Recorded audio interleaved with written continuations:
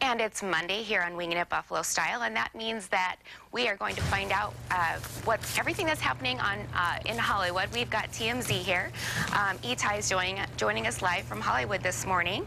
We heard that Katy Perry returned to Twitter for the first time after her split with Russell Brand. Yes, and not for a good reason. Apparently, she was ticked off at none other than her parents, who apparently are ministers and were going around the country preaching and saying that they were happy about the divorce because it was bringing more people to their church. So you can file this one under bizarro.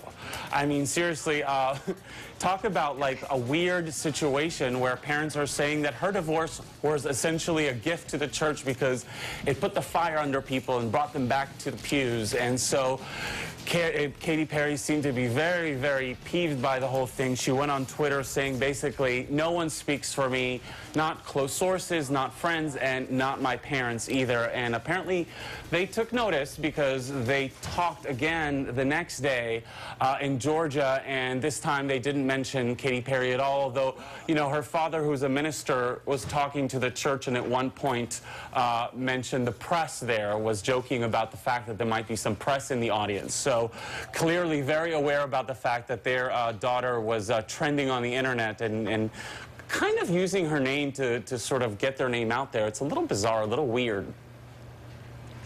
And everyone is talking about Little Blue Ivy Carter, but it turns out that name isn't quite as unique as we originally thought. No, apparently there's a company out there with the name Blue Ivy that's a little ticked off about the whole thing because, you know, before they're an event planning company, and before Beyonce chose that name for her baby, when you Googled Blue Ivy, their company was the first one to appear on Google, which is a very, very lucrative thing, especially when you're a business.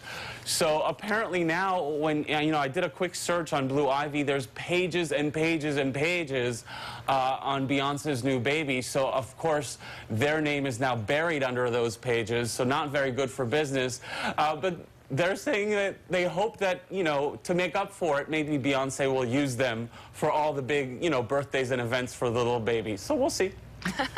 Thanks for joining us, Itai. You can catch him weeknights at 10:30 right here on CW23. We're going